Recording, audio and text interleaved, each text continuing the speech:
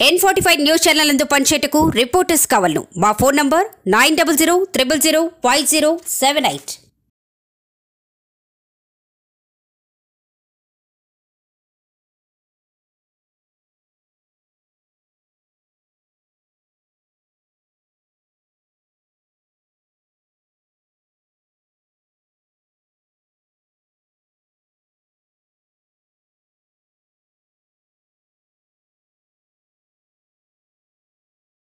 ఈ రోజు రాజశేఖర్ గారు మా పాఠశాలను సందర్శించి మా పాఠశాలలో హెర్బల్ మొక్కలను పెట్టాలని చెప్పడం జరిగింది.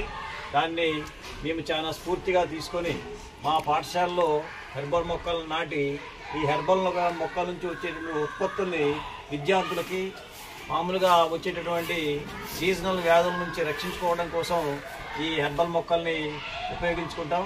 అదేవిధంగా సమాజంలోకి ఈ ఇంగ్లీష్ మందుల కంటే ఈ హెర్బల్ మొక్కల యొక్క మందుల్ని ప్రాముఖ్యతను వివరిస్తూ ప్రజల్ని చైతన్యవంతం చేసి సమాజంలో మా యొక్క పాత్రని విశిష్టమైనదిగా పోషిస్తూ సమాజాన్ని చైతన్యవంతం చేస్తామని మా పాఠశాలలో పనిచేసినటువంటి ఉపాధ్యాయులు అందరం కూడా ఈ రామారంలోని ప్రజల్ని చైతన్యవంతం చేసి ఇంగ్లీష్ మందుల వైపు కాకుండా హెర్బల్ మందుల వైపు ప్రయాణం చేసేవాడు చూస్తామని ఈ సందర్భంగా ప్రతిజ్ఞ చేస్తున్నాం.